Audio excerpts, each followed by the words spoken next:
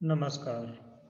औद्योगिक प्रशिक्षण संस्थानों के व्यवसाय, mechanic refrigeration and air conditioning के विषय ट्रेड थ्योरी की पाठचर्या में अंकित रेट्रोफिटिंग पर आपको आज मैं प्रशिक्षण प्रदान करूंगा।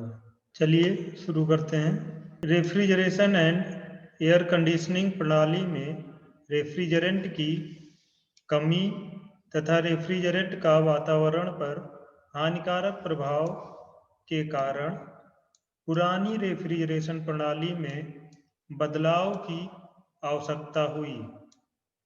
पुरानी रेफ्रिजरेशन प्रणाली में बदलाव करने के पश्चात इसे उपयोग योग्य बनाने की प्रक्रिया को रेट्रोफिटिंग कहते हैं। रेट्रोफिटिंग, आइए विस्तार से अब जानते हैं रेट्रोफिटिंग के बारे में। किसी रेफ्रिजरेशन और एयर कंडीशनिंग प्रणाली में आवश्यकता अनुसार परिवर्तन करना ही रेट्रोफिटिंग कहलाता है। इसके अंतर्गत पुराने तथा वातावरण के लिए हानिकारक पदार्थों को आधुनिकता के अनुसार परिवर्तित किया जाता है। इससे सिस्टम की दक्षता तथा कार्यकाल में वृद्धि हो जाती है। पुराने आरएसी प्रणाली में सीएफसी यानी क्लोरोफ्लोरोकार्बन तथा एचसीएफसी समूह यानी कि हाइड्रोक्लोरोफ्लोरोकार्बन के रेफ्रिजरेंट प्रयोग किए जाते थे, जो कि ओजोन परत के क्षरण के लिए उत्तरदायी हैं। मॉन्ट्रियल प्रोटोकॉल के अंतर्गत सीएफसी तथा एचसीएफसी को प्रतिबंधित किए जाने के पश्चात अन्य नए रेफ्रिजरेंट का उपयोग किया जाने लगा तथा इसके लिए आरएसी प्रणाली को रेट्रोफिटिंग की जाती है। जैसा कि हम लोगों ने देखा, रेट्रोफिटिंग क्या है? किसी प्रणाली में आवश्यकता अनुसार परिवर्तन करना ही रेट्रोफिटिंग कहलाता है। अगर हम आरएसी सिस्टम की बात करें तो इसमें जो पुराने रेफ्रिजरेंट यूज हो रहे थे वो क्या थे? वातावरण के लिए बहुत ही हानिकारक थे, जैसे सीएफसी यानी क्लोरोफ्लोरोकार्बन, R11, R12, R13, ये सब गैसें जो है वो ओजोन परत के क्षरण के लिए उत्तरदायी होती हैं, यानी ओजोन लेयर को धीरे धीरे डिप्लीट कर रही हैं, उनका क्षरण कर रही हैं। तो इसलिए इन गैसों को मॉन्ट्रियल प्रोटोकॉल, जो कि 1987 में लागू हुआ, उसके द्वारा इन गैसों को फेज आउट किया गया। तो इनको फेज आउट करने के पश्चात उनमें जो रेफ्रिजरेशन सिस्टम थे इन गैसों पर चलने वाले, उनमें नई गैसें डाली गई। तो नई गैसों को डालना ही रेट्रोफिटिंग कहलाता है। रेट्रोफिटिंग की आवश्यकता। रेट्रोफिटिंग से आशय किसी निर्धारित प्रक्रिया में उसके दोषों का निरीक्षण कर उनका दोषोपचार करने से है। यानी किसी प्रक्रिया में उसके दोषों का निरीक्षण करके उनका दोषोपचार करना ही रेट्रोफिटिंग कहलाता है। और अगर रेफ्रिजरेशन की बात करें, रेफ्रिजरेशन में रेट्रोफिटिंग से तात्पर्य इस प्रक्रिया के दोषपूर्ण अवयवों को बदलने तथा किन्हीं कारणों से घातक रेफ्रिजरेंट को अनुप्रयोगों के अनुरूप बदलकर इस प्रक्रिया को स्वच्छ एवं निर्दोष कर देने से है। आरएसी सिस्टम की अगर बात करें तो यहाँ पर रेट्रोफिटिंग के द्वारा जो घातक रेफ्रिजरेंट हैं उनको बदला जाता है और उसके दोषपूर्ण अवयवों को भी बदला जाता है। लंबी अवधि तक रेफ्रिजरेशन प्रणाली का उपयोग करने के उपरांत इस प्रणाली के कुछ दोष व उनके कारण सामने आए हैं, जिस कारण इस प्रणाली की रेट्रोफिटिंग की आवश्यकता महसूस की गई। कोई भी रेफ्रिजरेशन सिस्टम जो लंबे समय से यूज किया जा रहा है तो उसमें फिर बाद में उनके कुछ दोष सामने आए, तो उन दोषों का निवारण करने के लिए रेफ्रिजरेशन सिस्टम में रेट्रोफिटिंग की आवश्यकता पड़ी हमें। इस रेट्रोफिटिंग को अपनाने का मूल कारण रेफ्रिजरेशन प्रणाली पर आधारित उद्योगों को दीर्घायु प्रदान करना भी है। रेट्रोफिटिंग के द्वारा रेफ्रिजरेशन प्रणाली पे जो उद्योग निर्भर हैं उनको दीर्घायु प्रदान करना, यानी उनको जो है लंबे समय तक सुचारू रूप से चलने में मदद करना है। रेफ्रिजरेशन प्रणाली में रेट्रोफिटिंग को अपनाकर जहां इस प्रणाली पर आधारित अनुप्रयोगों को दीर्घ अवधि के लिए निर्दोष तथा कार्यक्षम बनाए रखा जा सकता है, वहीं इसके द्वारा पर्यावरण संरक्षण भी संभव हो सकता है। तो रेफ्रिजरेशन सिस्टम में रेट्रोफिटिंग के द्वारा हम सिस्टम को दीर्घायु बना सकते हैं, उसके दोषों को समाप्त कर सकते हैं और इसके साथ साथ पर्यावरण संरक्षण का भी काम रेट्रोफिटिंग के द्वारा किया जाता है। जैसे कि रेफ्रिजरेशन सिस्टम में जो गैसें CFC और HCFC यूज हो रही थी, प्रयोग की जा रही थी, ये गैसें पर्यावरण में मौजूद ओजोन सतह को नुकसान पहुंचाती हैं। तो रेट्रोफिटिंग के द्वारा हम इन गैसों को बदल के कम हानिकारक रेफ्रिजरेंट का यूज करके पर्यावरण का संरक्षण कर सकते हैं। रेट्रोफिटिंग के प्रकार, अब देखते हैं रेट्रोफिटिंग कितने प्रकार के होते हैं। रेट्रोफिटिंग को 3 श्रेणियों में विभाजित किया जा सकता है। सबसे पहला है ड्रॉप इन रेट्रोफिटिंग। रेट्रोफिटिंग की इस श्रेणी के अंतर्गत रेफ्रिजरेशन प्रणाली में बिना किसी बदलाव के सूखी नाइट्रोजन से रेफ्रिजरेशन प्रणाली को फ्लश अथवा साफ किया जाता है। यानी कि रेफ्रिजरेशन की रेट्रोफिटिंग की इस श्रेणी के अंतर्गत सिस्टम में अन्य कोई बदलाव न करके खाली रेफ्रिजरेंट को, पुराने रेफ्रिजरेंट को निकाल के सिस्टम को जो है सूखी नाइट्रोजन से फ्लश किया जाता है। फ्लश करना मतलब उसको साफ किया जाता है, उसमें से पुराने रेफ्रिजरेंट का जितने भी कण है, एक भी कण मौजूद न रह जाए, इसलिए उसकी फ्लशिंग की जाती है। इसके अतिरिक्त इसमें उपयुक्त मात्रा में रेफ्रिजरेंट को चार्ज करना, कुछ मिनरल लुब्रिकेटिंग ऑयल के स्थान पर पॉलिएस्टर यानी POE अथवा poly alkaline glycol PAG oil डालना आदि कार्य किए जाते हैं। ड्रॉप इन रेट्रोफिटिंग के प्रोसेस में पुराने रेफ्रिजरेंट को निकालकर इसमें नया रेफ्रिजरेंट उचित मात्रा में डाला जाता है और उसके साथ साथ लुब्रिकेटिंग ऑयल जो है उसको भी हमें बदलना पड़ता है, क्योंकि हर एक रेफ्रिजरेंट की अपनी अपनी प्रॉपर्टीज होती है, अपने गुणधर्म होते हैं, तो वो उनके हिसाब से हम जो है लुब्रिकेटिंग ऑयल भी बदल सकते हैं। जैसे CFC और HCFC को हटा के हम उसमें जो है HC गैस डाल रहे हैं अगर, तो उसके लिए हमें पॉलिएस्टर या POE ऑयल या फिर पॉली एल्कलाइन ग्लाइकॉल जिसे PAG ऑयल कहते हैं, ये हमें डालना पड़ता है। अगला प्रकार है सरल या किफ़ायती रेट्रोफिटिंग, इजी या इकोनॉमिकल रेट्रोफिटिंग।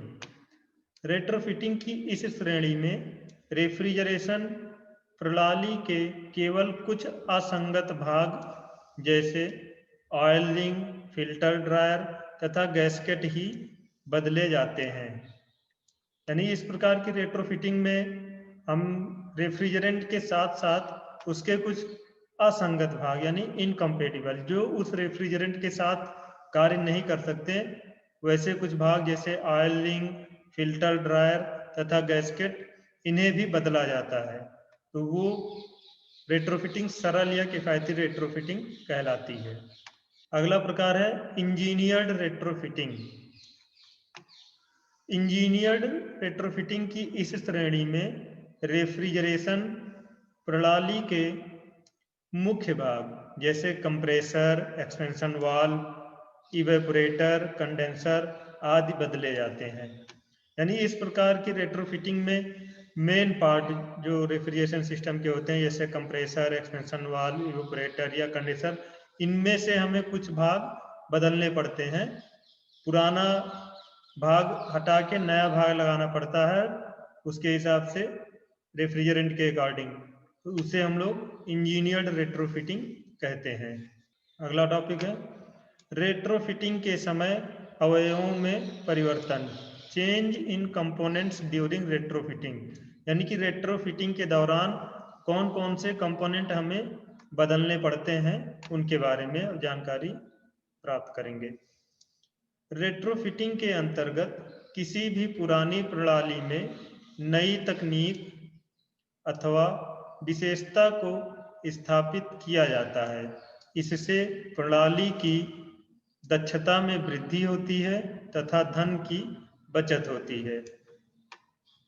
रेफ्रिजरेशन प्रणाली में प्रयुक्त रेफ्रिजरेंट को परिवर्तित करने से पूर्व प्रणाली में कुछ मुख्य कार्य करने की आवश्यकता होती है जो निम्नलिखित है।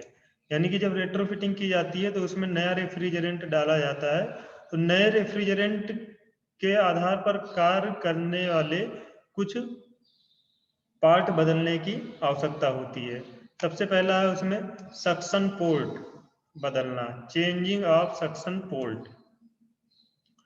रेफ्रिजरेशन एवं एयर कंडीशनिंग प्रणाली में रेफ्रिजरेंट को बदलने से पूर्व प्रणाली के सक्शन पोर्ट को बदल देना चाहिए, क्योंकि नए रेफ्रिजरेंट के गुण पुराने रेफ्रिजरेंट की तुलना में भिन्न होते हैं। रेफ्रिजरेशन प्रणाली में रेफ्रिजरेंट के प्रवाह को नियंत्रित करने के लिए नए रेफ्रिजरेंट के गुणों के आधार पर ही सक्षम पोर्ट का चयन करना चाहिए। नहीं, सबसे पहला है सक्शन पोर्ट बदलना। तो जैसे कि हम लोग जानते हैं रेफ्रिजरेंट को हम लोग बदलते हैं, तो जो नया रेफ्रिजरेंट है उसके गुणों के आधार पर सक्शन पोर्ट को भी बदलना चाहिए और ऐसे सक्शन पोर्ट का इस्तेमाल करना चाहिए जो नए रेफ्रिजरेंट के आधार पर सक्षम हो। अगला है कैप ट्यूब प्रणाली को बदलना, changing of cap tube system. Refrigeration प्रणाली में रेफ्रिजरेंट को बदलने पर कैप ट्यूब प्रणाली को भी बदल देना चाहिए।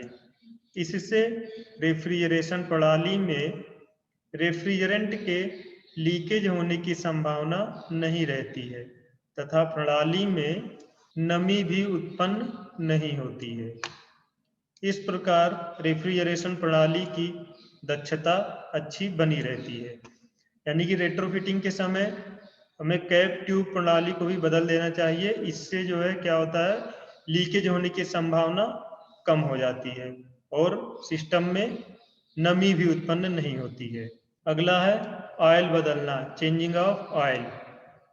रेफ्रिजरेशन प्रणाली में रेफ्रिजरेंट को बदलने के साथ इसके स्नेहक ऑयल को भी बदल देना चाहिए। नए रेफ्रिजरेंट व ऑयल के भौतिक गुणों में भिन्नता होने पर यह एक दूसरे में विलय नहीं होते हैं, जिससे रेफ्रिजरेशन प्रणाली भी उचित प्रकार से कार्य नहीं करती है। नया स्नेहक ऑयल रेफ्रिजरेंट में घुलनशील होना चाहिए। CFC के लिए मिनरल ऑयल, HCFC के लिए बेंजीन ऑयल तथा HFC के लिए पॉलिएस्टर ऑयल का प्रयोग किया जाता है। ऑयल बदलना, रेफ्रिजरेशन प्रणाली में रेट्रोफिटिंग के दौरान ऑयल भी बदला जाता है। ऑयल मतलब कंप्रेसर का जो ऑयल लुब्रिकेटिंग ऑयल होता है उसे बदला जाता है। वो अलग अलग रेफ्रिजरेंट के लिए अलग अलग प्रकार का लुब्रिकेटिंग ऑयल यूज किया जाता है। जैसे CFC के लिए मिनरल ऑयल, HCFC के लिए बेंजीन ऑयल तथा HFC के लिए पॉलिएस्टर ऑयल का प्रयोग किया जाता है। रेट्रोफिटिंग के समय विचारणीय कारक, फैक्टर्स टू बी कंसीडर्ड। जब कोई refrigeration and air conditioning system retrofit करना हो तो निम्न कारकों पर विचार करना चाहिए। सबसे पहला है मौजूदा उपकरणों की शेष जीवन काल की उम्मीद। यानी कि रेट्रोफिटिंग करने से पहले हमें कुछ ऑब्जर्वेशन करने चाहिए।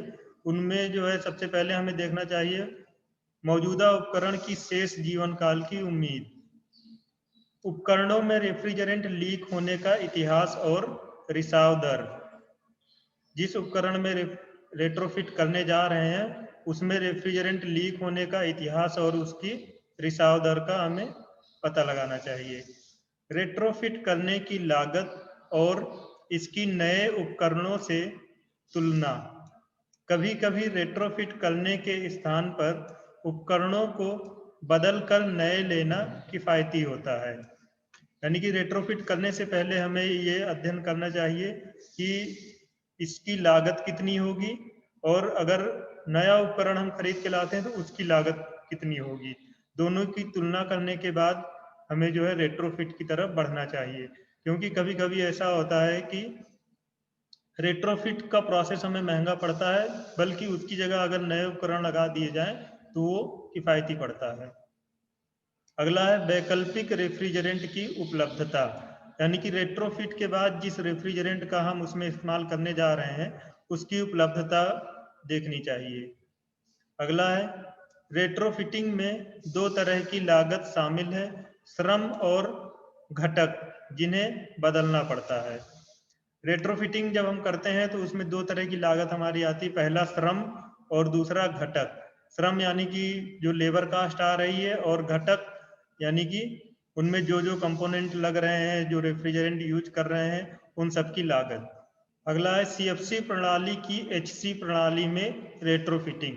सीएफसी यानी कि क्लोरोफ्लोरोकार्बन, यानी कि ऐसे रेफ्रिजरेंट जो क्लोरोफ्लोरोकार्बन की श्रेणी में आते हैं, उस प्रणाली को एचसी प्रणाली में परिवर्तित करने के लिए निम्न उपकरणों की आवश्यकता होती है। सीएफसी जैसे कि अभी हमने बात की, क्लोरोफ्लोरोकार्बन है जो कि ओजोन परत के लिए हानिकारक होते हैं।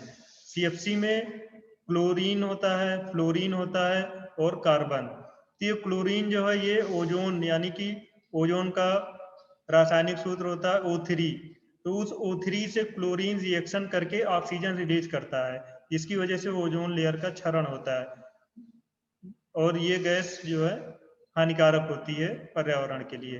तो इसकी रेट्रोफिट की जाती है HC यानी हाइड्रोकार्बन से। अब हाइड्रोकार्बन में जो रेफ्रिजरेंट आते हैं वो जैसे R290, R600A, R50, ये सब जो है हाइड्रोकार्बन की कैटेगरी में आते हैं, यानी कि इनमें कार्बन और हाइड्रोजन ही प्रमुख घटक होते हैं। तो ये ओजोन लेयर को नुकसान नहीं पहुंचाते हैं, इको फ्रेंडली रेफ्रिजरेंट कहलाते हैं। तो सीएफसी सिस्टम को रेट्रोफिट किया जाता है एचसी रेफ्रिजरेंट से। तो उसके लिए हमें जो जिन उपकरणों की आवश्यकता पड़ती वो हम लोग देखते हैं। सबसे पहले एचसी रेफ्रिजरेंट वाले retrofit fitting, torque wrench, retrofit level, recovery machine व सिलेंडर, एचसी ब्लेंड, लीकेज जांच उपकरण, पिंचिंग प्लायर, सीलिंग कंपाउंड। अब हम लोग रेट्रोफिटिंग की विधि देखते हैं।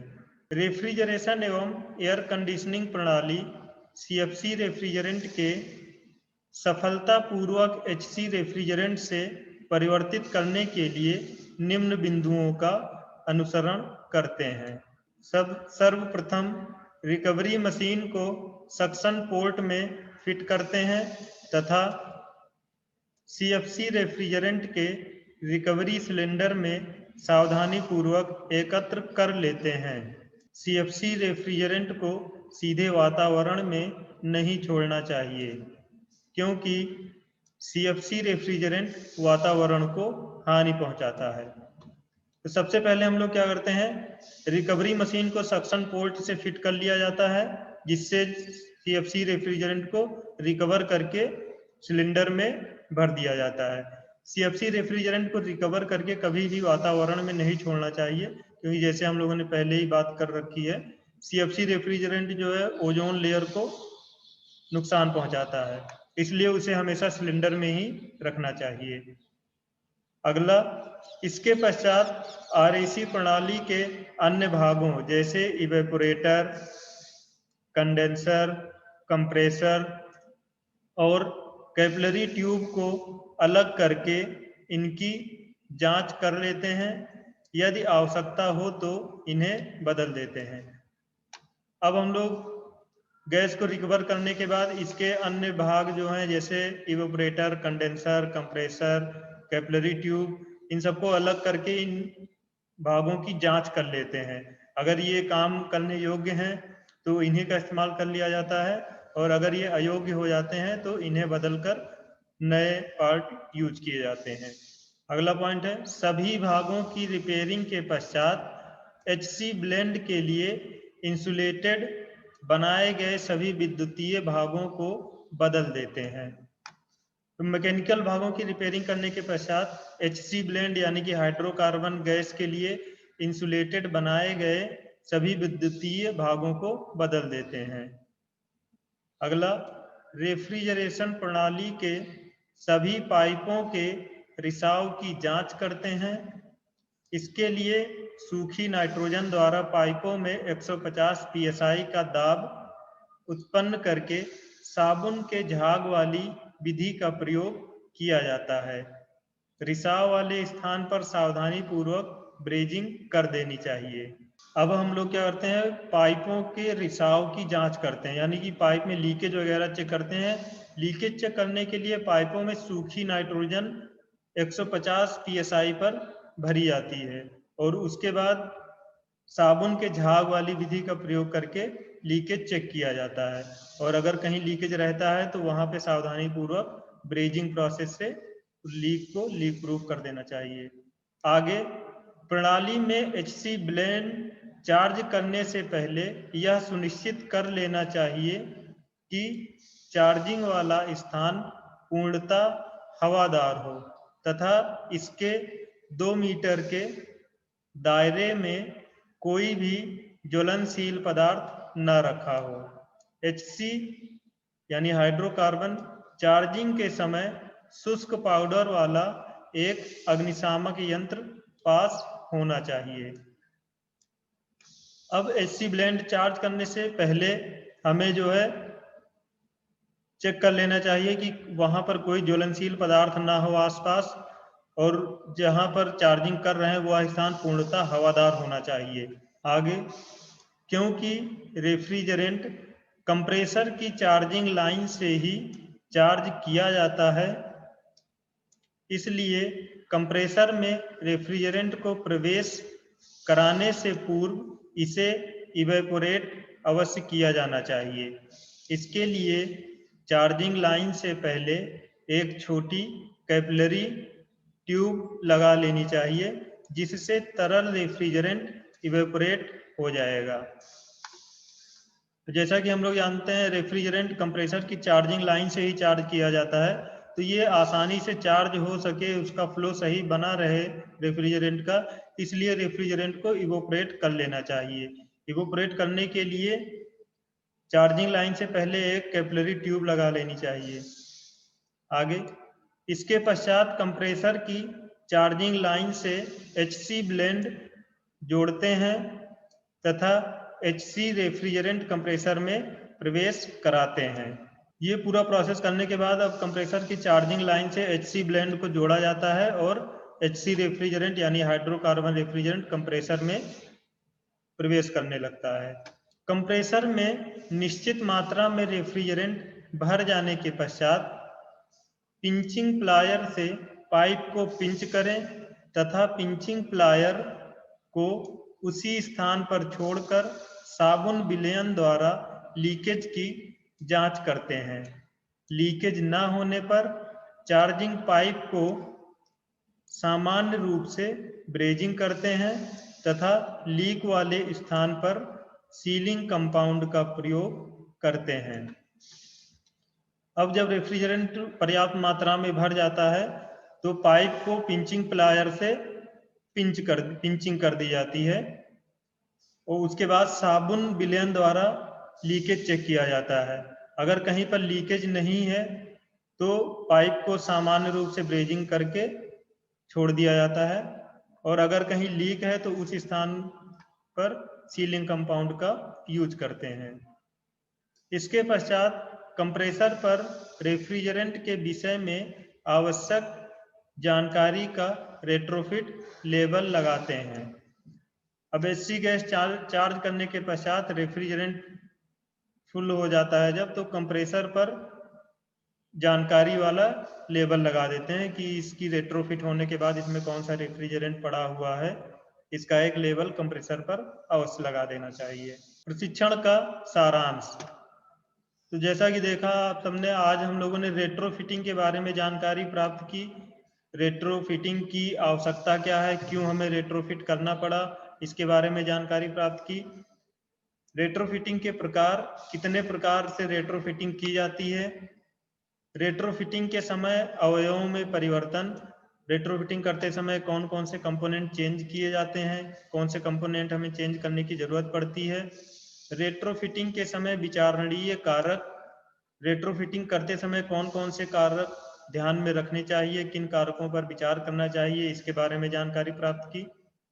सीएफसी प्रणाली की एचसी प्रणाली में रेट्रोफिटिंग यानी कि क्लोरोफ्लोरोकार्बन रेफ्रिजरेंट वाली प्रणाली को हम लोगों ने हाइड्रोकार्बन रेफ्रिजरेंट वाली प्रणाली में रेट्रोफिट किया और उस रेट्रोफिटिंग की पूरी प्रोसेस के बारे में जानकारी प्राप्त की। उपरोक्त विषयक जानकारी आप लोग निम्न किताबों से भी प्राप्त कर सकते हैं। पहली किताब है mechanic refrigeration and air conditioning trade theory by GS Sethi and Balbir Singh, Asian publication. दूसरी किताब है mechanic refrigeration and air conditioning trade theory by Manish Sharma, Neelkanth publication. और रेट्रोफिटिंग के बारे में और अधिक जानकारी के लिए आप इन किताबों का इस्तेमाल कर सकते हैं। आज मैंने रेट्रोफिटिंग पर आपको प्रशिक्षण प्रदान किया है। आशा है आपको यह प्रशिक्षण भविष्य हेतु मददगार होगा। धन्यवाद।